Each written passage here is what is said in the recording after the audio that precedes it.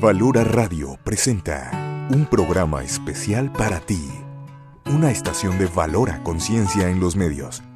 Escúchanos también a través de www.valoraradio.org o en Spotify como Valora el Podcast. Quédate con nosotros. Iniciamos. No tengas miedo al mundo, Él te acompañará. Que con los pies en la tierra hay que caminar y la mirada en el cielo para encontrar que su gracia aquí está. Valora Radio.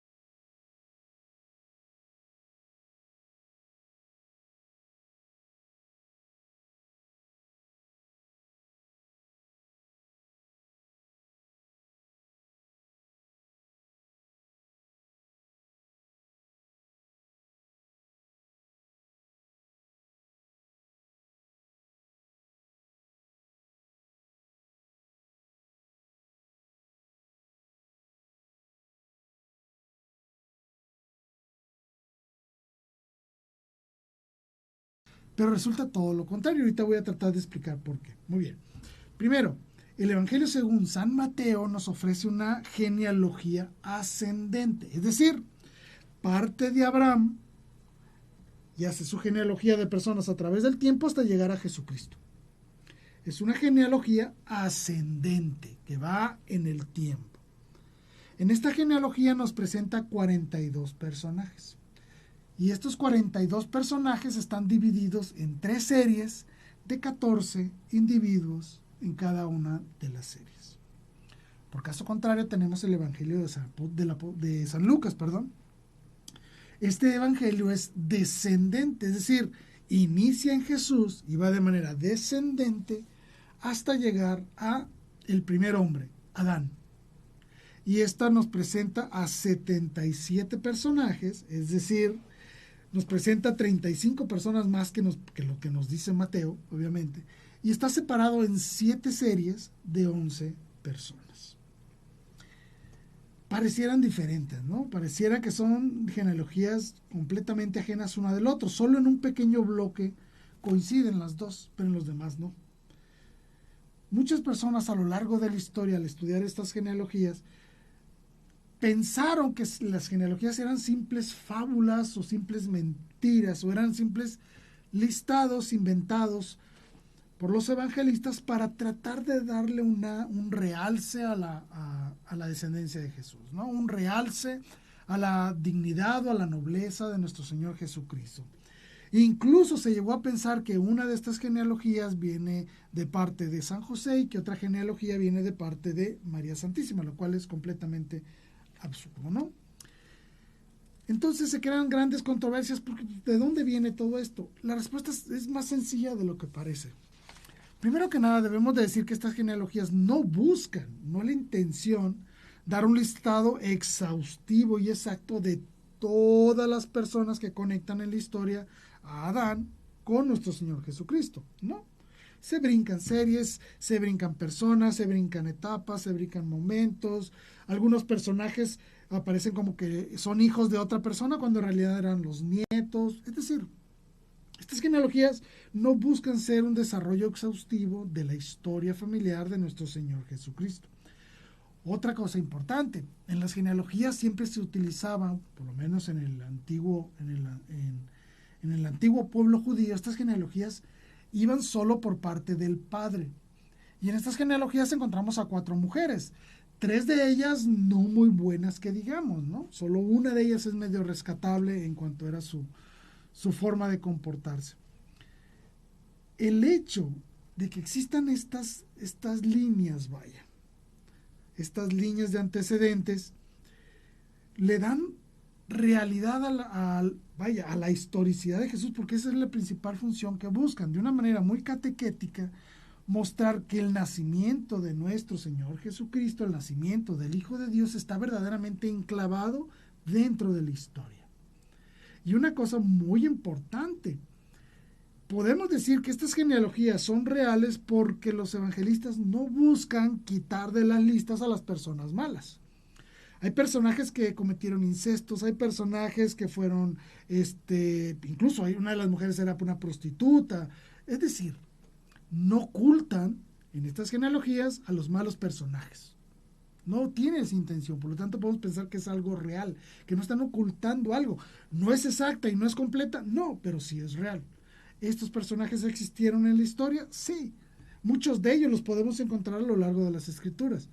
Y podemos entonces comprender que esta labor catequética de las genealogías busca de una manera clara para el pueblo judío principalmente, mostrar que nuestro Señor Jesús verdaderamente procede de un linaje real que le permite aspirar, por decirlo así, o decirse a sí mismo que Él es heredero del reino del rey David, ¿no? A eso se refiere. Esa es la intención de estas genealogías. Mostrar que el nacimiento del Hijo de Dios está enclavado dentro de la historia humana. Otra de las intenciones para resolver estas genealogías es comprender cómo los designios de Dios contenidos en el Antiguo Testamento, atestiguado a través de esta línea de personajes, se cumplen en el nacimiento de nuestro Señor Jesucristo. Además, como un tercer argumento, podemos saber que las intenciones del Evangelio según San Mateo son diferentes a las intenciones del Evangelio según San Lucas. Son diferentes las personas que van a recibir este Evangelio. Por ejemplo, en el Evangelio de Mateo está dirigido a los judíos, a personas judías que se convierten al cristianismo. Por lo tanto, Mateo lo que se esfuerza en enseñar a través de su genealogía es mostrar que Jesucristo es el Mesías esperado, descendiente del rey David. Por lo tanto, en él existe un verdadero linaje real. Esa es la intención de Mateo. Por eso es que él ubica su genealogía iniciando desde Abraham, que es el padre de la fe, obviamente, hasta nuestro Señor Jesucristo. Esa es la intención de Mateo, mostrarle al pueblo judío o a los judíos convertidos al cristianismo que Jesucristo verdaderamente proviene de esta línea mesiánica anunciada en el Antiguo Testamento. Caso contrario es con Lucas.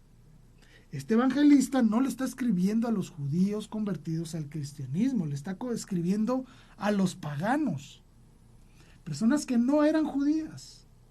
Por lo tanto, la intención de Lucas no es solamente mostrar esta descendencia real de Jesucristo desde Abraham, David y llegar a nuestro Señor Jesucristo. No, esa no es su intención. Sino lo que hace el evangelista San Lucas es mostrar una línea descendente hasta el mismísimo Adán. Y que esto con la intención de mostrar que en Cristo se salva toda la humanidad. No solo los judíos, toda la humanidad, de quien procedemos todos. Mostrar a Jesucristo como el nuevo Adán, aquel que viene a redimir a toda la humanidad. No solo al pueblo judío, sino a toda la humanidad que surgen de este primer hombre llamado Adán. Por eso estas genealogías son diferentes. Por lo tanto, que no nos confundan. Que una es de María y otra es de José. No es cierto. No, por ahí no va el asunto. La intención de las genealogías es mostrar a Jesucristo como verdadero Salvador del mundo y mostrar a Jesucristo como verdadera Mesías judío que estaba anunciado en el Antiguo Testamento, y sobre todo mostrar que Cristo viene a hacerse hombre enclavado verdaderamente en la historia del hombre. ¿Se entiende? Esa es la intención de las genealogías. ¿Podemos considerarlas reales en todo su sentido? Por supuesto que sí. Porque como les decía, los evangelistas no se esforzaron en ocultar a los malos personajes que antecedieron a nuestro Señor Jesús, sino que hay muchos ahí, incluso como les decía, hay hasta una prostituta dentro de toda esta genealogía. Entonces no nos confundamos, la intención de las genealogías no es dar una lista exhaustiva y exacta de todas las personas que antecedieron a la familia de Jesús. No, esa no es la intención. Ese es el primer gran dato sobre nuestro Señor Jesucristo, las diferentes genealogías y su significado. Aprovecho para mandar un saludo a Petra Moreno. Petra, te mando un abrazo, gracias por estarnos acompañando.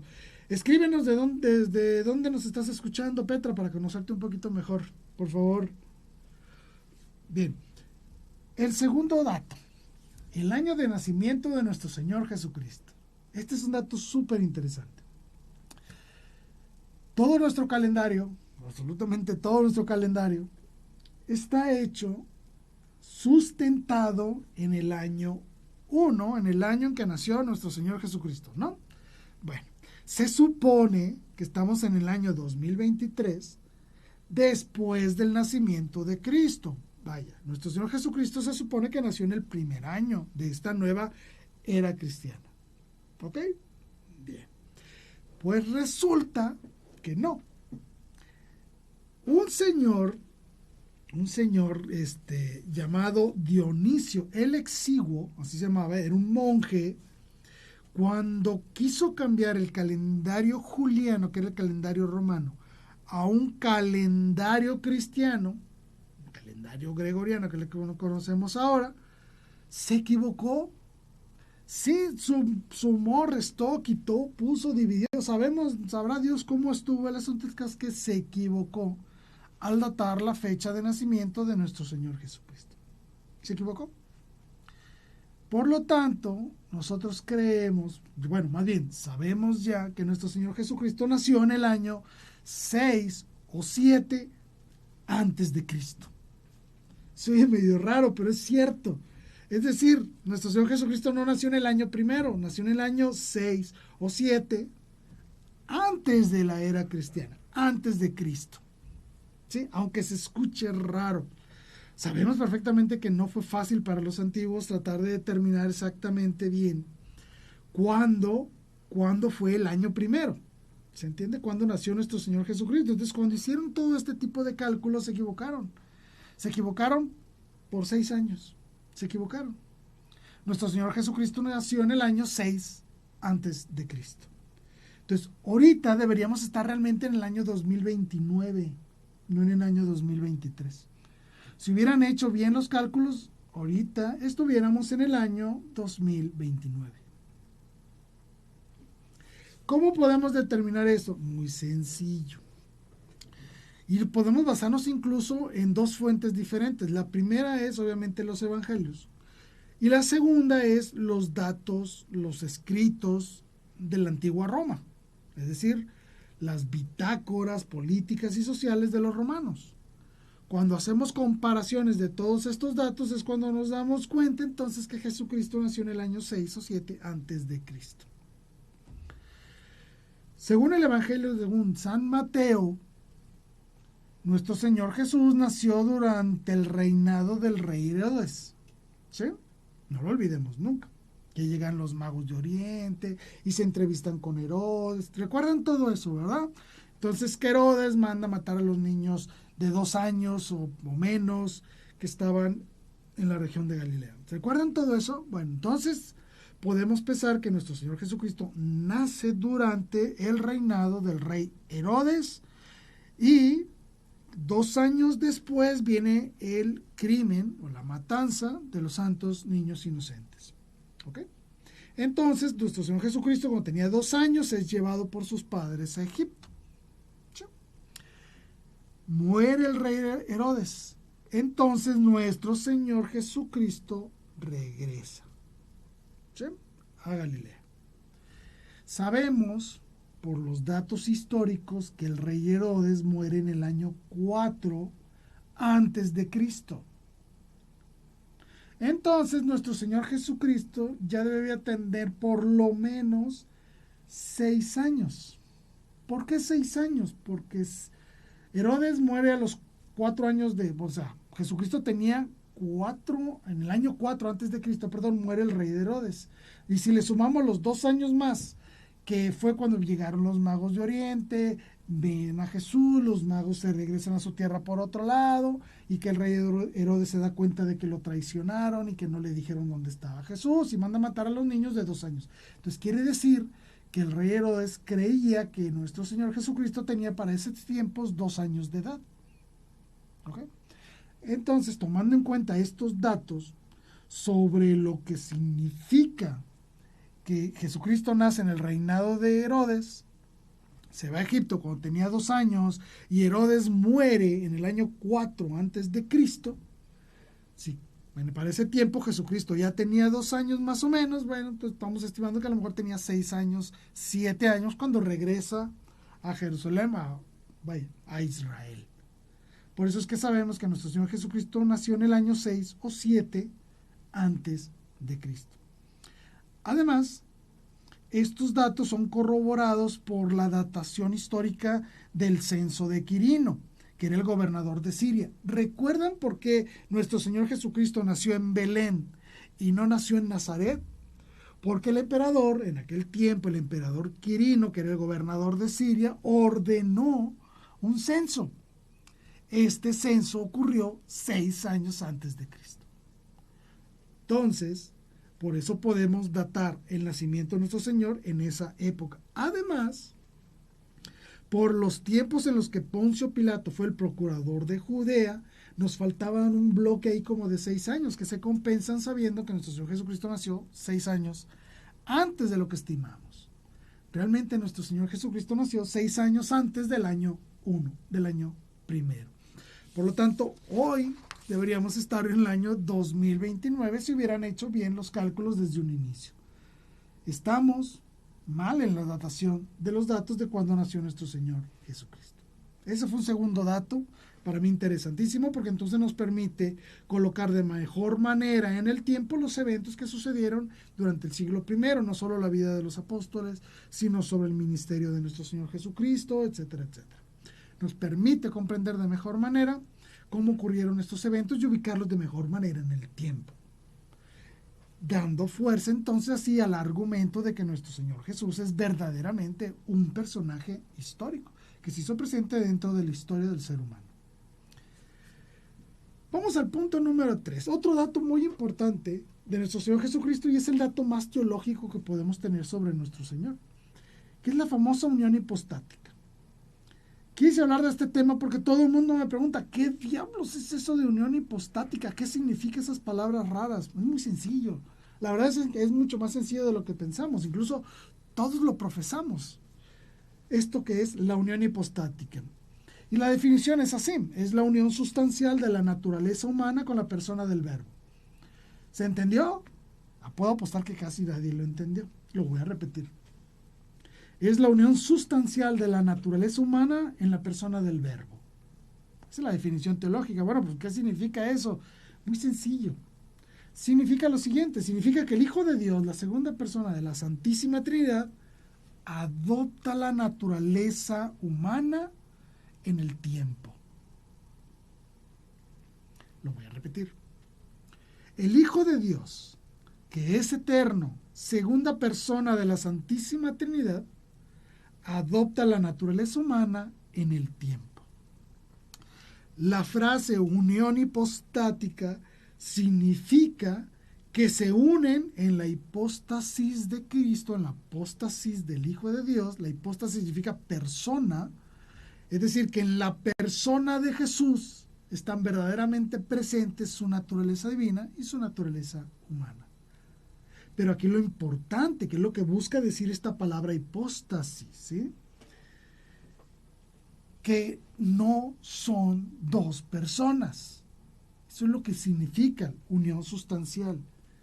Es decir, lo que está diciendo la unión hipostática es de que estamos hablando de una persona.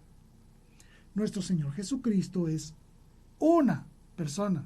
¿Por qué lo repito tanto? Muy sencillo, ahorita les voy a explicar por qué. Porque cuando las personas intentaron en la antigüedad darle explicación a quién era Jesús de Nazaret, se cometieron algunos errores muy graves, ¿sí? Unas personas dijeron que Jesús es una persona divina y aparte una persona humana que se unen. Entonces ahí estaban hablando de dos personas. Y esto presenta serios problemas. Porque si yo les pregunto, ¿quién murió en la cruz? ¿La persona divina o la persona humana? ¿O solo murió la persona humana? ¿O murieron las dos? ¿Cómo estuvo el asunto? Es un problema grave. No existen dos personas en Cristo, es una sola. La segunda persona de la Santísima Trinidad, Jesús, Dios, se hace hombre, es decir, adopta la naturaleza humana. Esto también llevó a otros errores. Unos pensaban que nada más era una simulación, es decir, como si el Dios ocupara un envase de carne.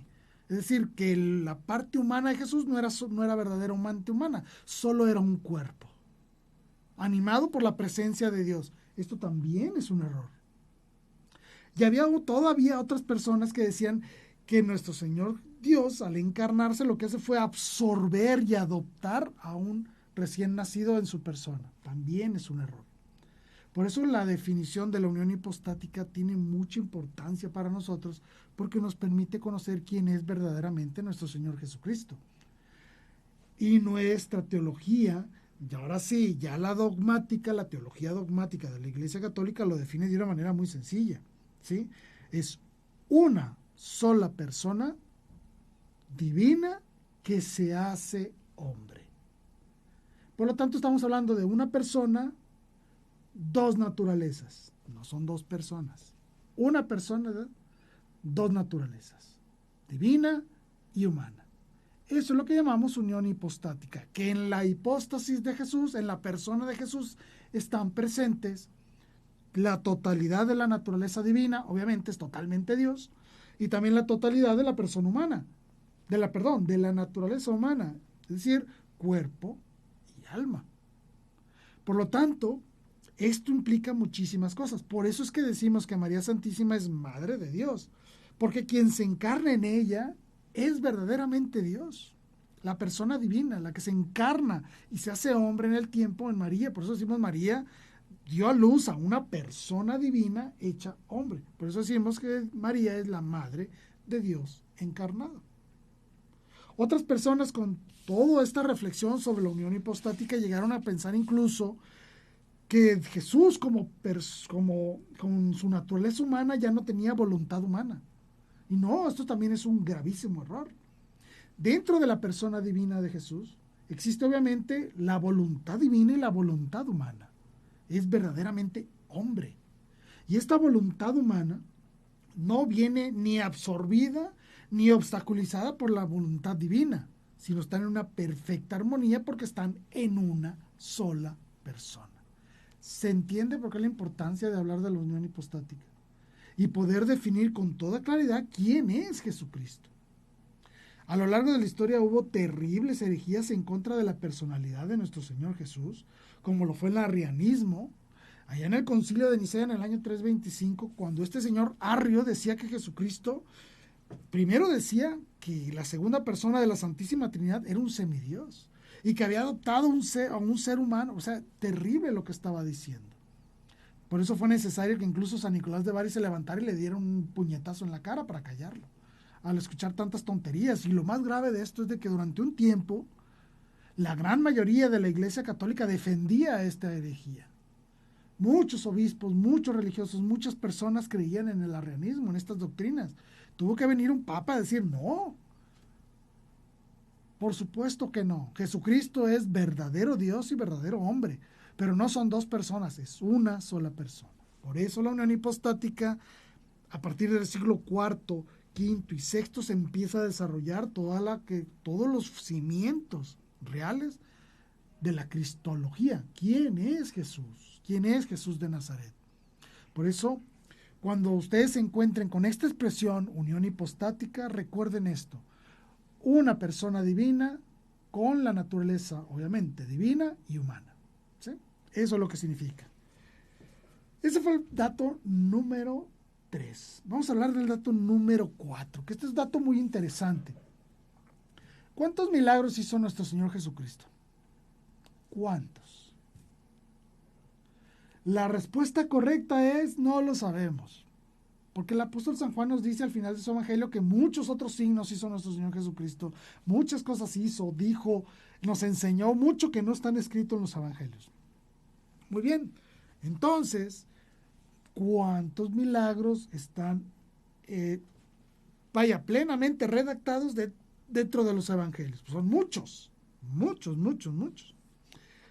Pero primero que nada, ¿qué es un milagro? Un milagro es un signo de poder, de señorío y de amor. Esos son los milagros.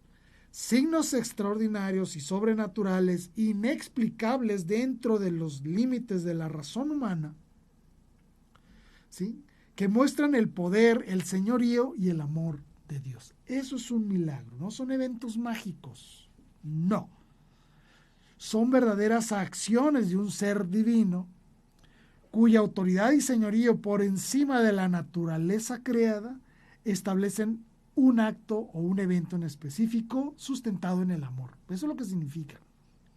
Esto es fundamental para nosotros y por eso podemos entender por qué Jesucristo le decía a los que no querían creer en Él: está bien, les decía, si no quieren creer en mí por lo que les digo, crean en mí por lo que hago.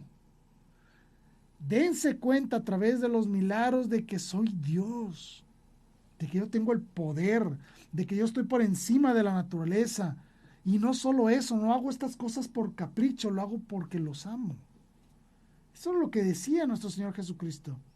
Si no me quieren creer en mis palabras, crean en mis actos. Mi acto de amor tan grande que incluso me lleva a brincarme las reglas de la naturaleza para demostrarles que soy el Hijo de Dios que viene a salvarlos. Eso es un milagro. Ese acto de amor desbordado de Dios por el ser humano. Eso es un milagro. Es completamente inexplicable, sobrenatural, que rompe con todos los límites de la naturaleza. Y obviamente los hace Dios. ¿Por qué los hace Dios? Pues porque nos ama y nos quiere ver felices, contentos. Y sobre todo nos quiere ver en el camino de la santidad. Bueno, ¿cuántos milagros hizo Jesús? Pues son incontables, ¿no? La verdad. ¿Cuántos milagros ha hecho a lo largo de la historia? Pues un montón. Incontables, mejor, ¿no? Pero ¿cuántos milagros vienen redactados en los evangelios? ¿Okay? Ya podemos hablar de un número. ¿Cuántos milagros hizo nuestro Señor por encima de la naturaleza? Los evangelios nos redactan 9 milagros, 9.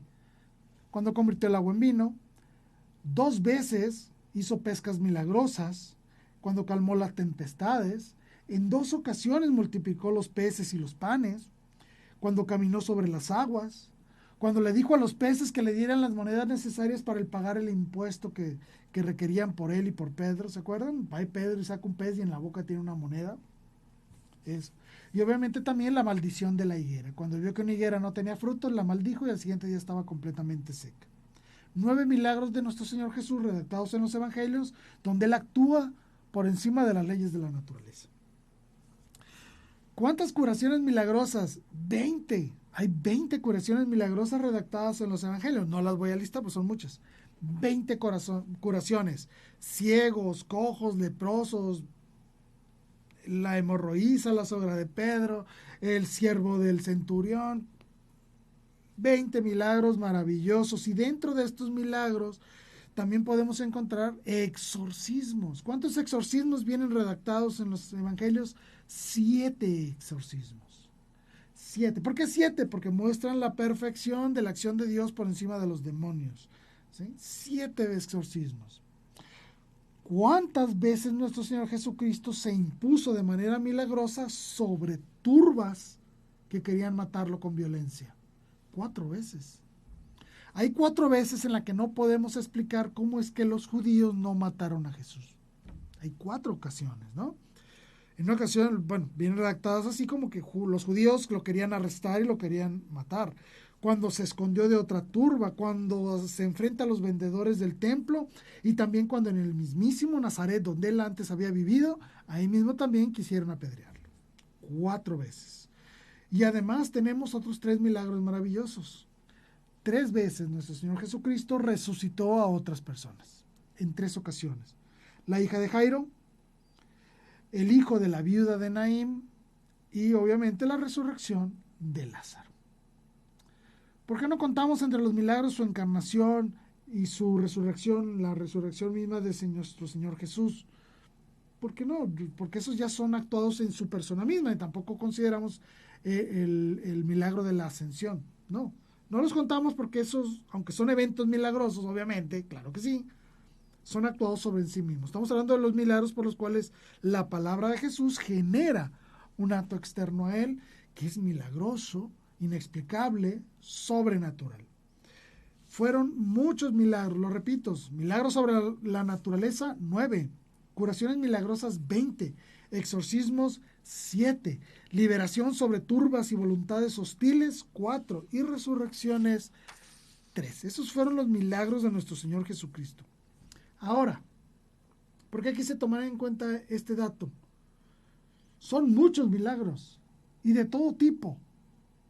Si tú hubieras estado ahí frente a Jesús y lo vieras hacer estos milagros, ¿creerías?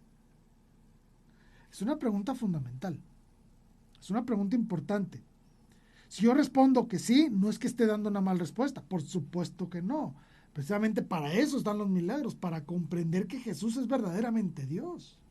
No solo escuchar lo bonito que habla, sino también ver que tiene acciones propias de Dios. Por lo tanto, la pregunta es, ¿tienen un valor testimonial los milagros en el asentamiento de nuestra fe? La respuesta es sí. Por supuesto que sí. Yo al ver los milagros de nuestro Señor Jesucristo y reconocerlos como eventos reales, que están documentados en los evangelios, y no existe ninguna controversia en contra de todo lo que está escrito ahí, eso me llega a pensar entonces que verdaderamente Jesús es Dios, porque solo Dios puede hacer esto. Y ojo, estos son solo los milagros visibles. Existirán otros milagros invisibles como el perdón de los pecados, que es un verdadero milagro. No lo vemos, obviamente. Para eso existe el signo sacramental del sacerdote cuando nos da la absolución y nos impone las manos. Claro, pero es milagroso cómo el Dios eterno se compadece y nos ama tanto a nosotros, viles criaturas, y que no solo eso, sino que lo hemos ofendido y que aún así se desborda de amor y de misericordia por nosotros. Ese es un gran milagro. Tampoco estoy hablando del milagro de la transubstanciación, donde Cristo verdaderamente se hace presente, sustancialmente, cuerpo, sangre, alma y divinidad, en las sagradas especies. Pues también es un milagro maravilloso, ¿no? La simple encarnación, cómo Jesús se humilla tanto a sí mismo que desciende de de ese estado perfecto de divinidad para hacerse hombre y sufrir las tragedias del hombre.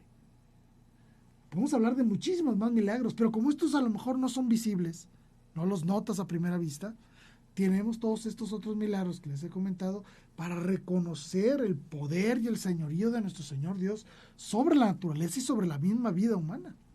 Pero eso es maravilloso, reconocer los milagros del Señor. Quinto dato sobre nuestro Señor Jesucristo, el relato de la adúltera. ¿Recuerdan ese relato donde está una mujer adúltera? Los judíos la quieren apedrear y le preguntan a Jesús, ¿qué onda? ¿La apedreamos o no? Y Jesús les dice, el que esté libre de pecado que tire la primera piedra. ¿Recuerdan? Que Jesús pintó algo ahí en la tierra y que escribió algo en la tierra. ¿Recuerdan?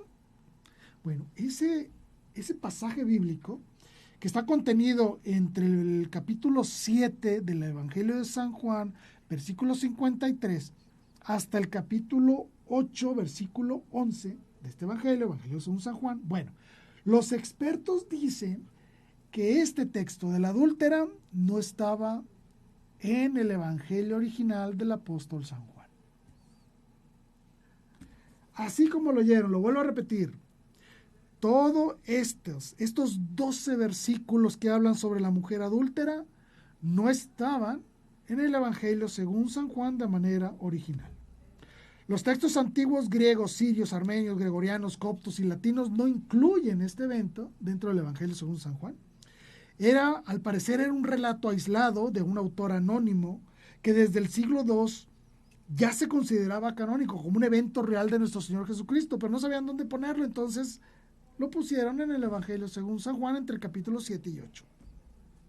Así es.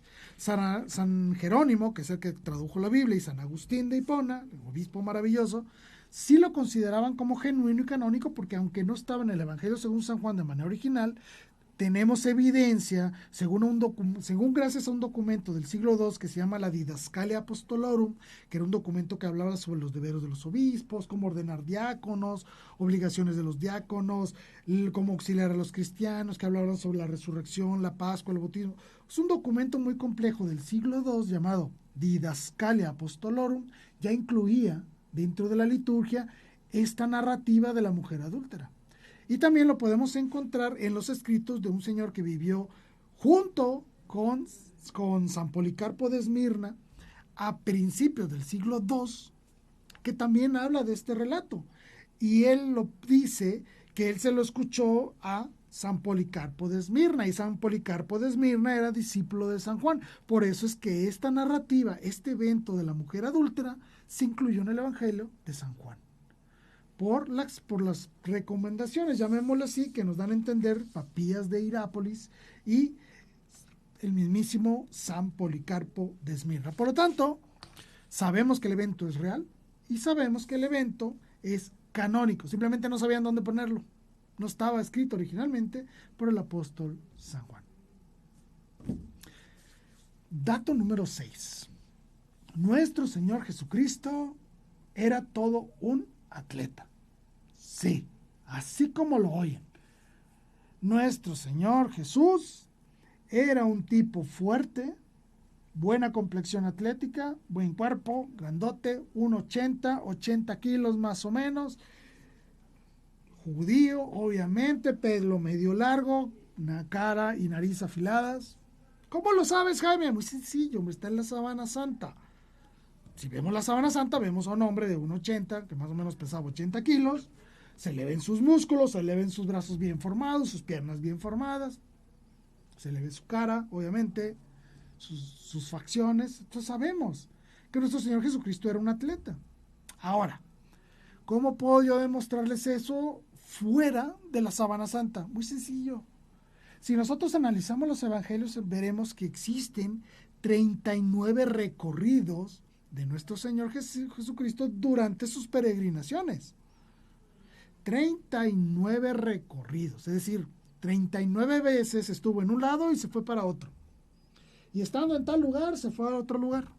Y estando en tal otro lugar, se fue a otro lugar.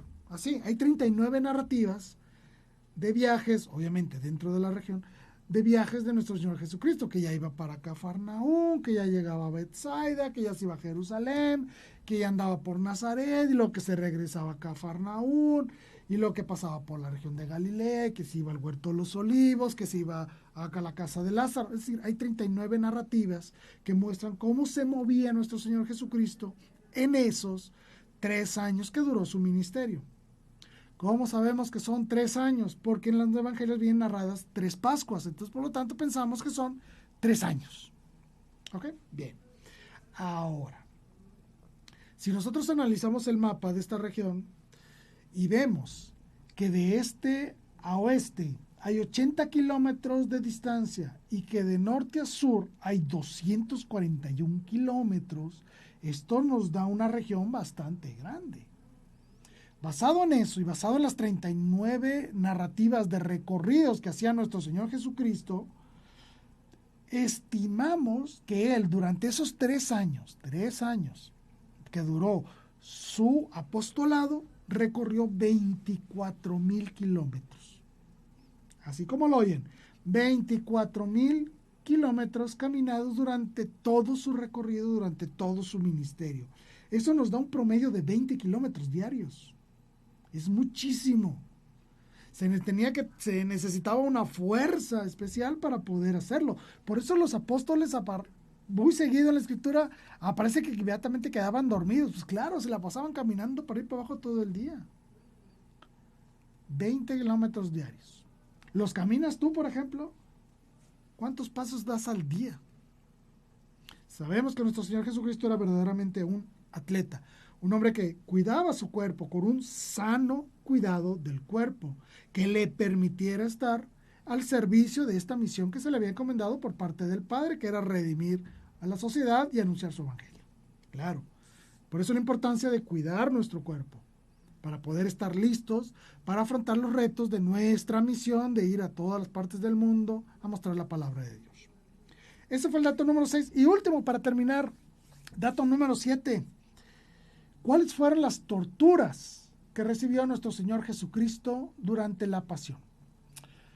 Los evangelios no dicen mucho, pero tenemos las visiones de Santa Catalina Emmerich que nos permiten ver cómo fue la pasión de nuestro Señor Jesucristo, y tenemos también una revisión de la sábana santa, vemos la tortura que esa persona recibió, y lo cual es terrible. Se las voy a enumerar para que la conozcan.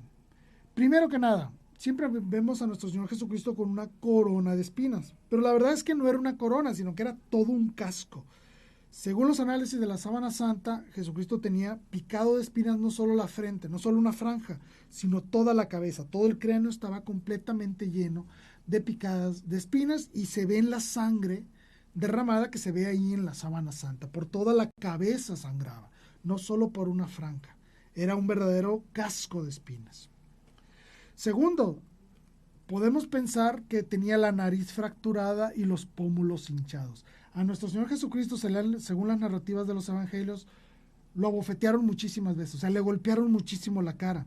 Pero un experto en ciencias forenses dice, incluso respaldado por el Evangelio de San Juan, que la fractura que trae nuestro Señor Jesucristo aquí en la nariz, el cartílago de la nariz, corresponde a un golpe con un palo de más o menos así de grueso. O sea, a Jesucristo le reventaron la nariz con un palo así de grueso, como de 3 centímetros de grosor. O sea, le dieron un golpe espantoso en la cara, seguramente lo tumbó, lo noqueó por completo. Claro que sí. Su hombro derecho, esto está completamente desollado, es decir, no tiene nada de piel en esta zona. Y es lógico porque aquí cargaba el madero. Por eso toda esta zona está completamente sin piel, es carne viva. Esto. La cruz, no sabemos exactamente cuánto pesaba. Si solo hubiera cargado el patíbulo, que era el palo transversal, pesaba entre 40 y 50. Si cargó la cruz completa, que es lo que creemos muchos, pudo haber pesado más de 100 kilos. Entonces el roce con el madero aquí, obviamente destruyó por completo su hombro derecho. ¿Por qué creo que no cargó un patíbulo, un palo así? Porque en este hombro no tiene nada. Si hubiera cargado un patíbulo, podía cambiarlo de lugar, o como lo hacían antes, que lo cargaban así. Entonces no, parece ser que sí cargó la cruz completa, y la cruz que formaba, en el ángulo que formaba la cruz, le dañó todo esto. Completamente sin piel, carne viva completa. Se encontraron más de 700, casi 700 golpes o daños por los latigazos. Los latigazos se realizaban con una cosa llamada flagrum, que era una serie de tiras de cuero con piezas de hueso, de metal o de cristal incluso, pegadas en estas tiras de cuero, con lo cual al golpear generaban daños enormes en la piel y obviamente de un dolor indescriptible.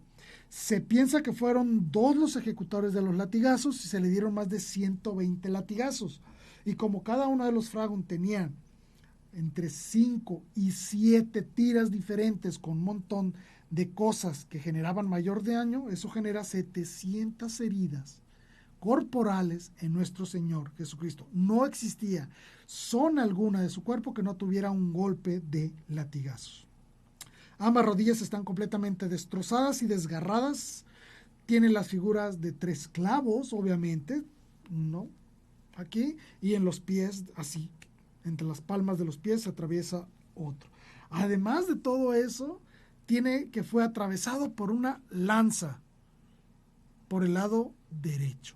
¿Por qué por el lado derecho si decimos que el corazón está del lado izquierdo? Porque del lado derecho, para que hubiera salido sangre y agua, debió haber perforado este ventrículo derecho, que es el que se llena de sangre y agua. Lo más probable es que si estuviera muerto, el izquierdo, el ventrículo izquierdo que está de este lado del corazón, estuviera vacío. No hubiera salido sangre ni agua, pero de este lado sí. Por eso, además de que vemos en la sábana santa que la perforación viene por este lado. A todo eso, ¿cómo murió nuestro Señor Jesucristo? Murió de asfixia. El dolor que él sufrió para dar simplemente una bocanada de aire era indescriptible. Por la posición en la cruz, cada vez que él necesitaba respirar, necesitaba levantar el cuerpo.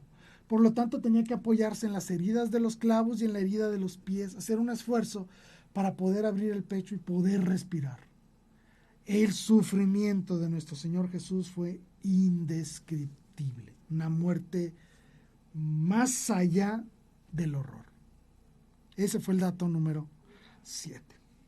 7 datos de nuestro Señor Jesucristo, porque necesitamos conocerlo mejor, conocerlo a profundidad, enamorarnos más de Él, de su sacrificio y de todo lo que nos ha dado, simplemente porque nos ama. No me queda más que despedirme. Espero que te hayan gustado estos datos sobre nuestro Señor Jesucristo. Me encomiendo a tus oraciones y no lo olvidemos nunca. Viva Cristo Rey, viva María Santísima Virgen de Guadalupe. Hasta la próxima.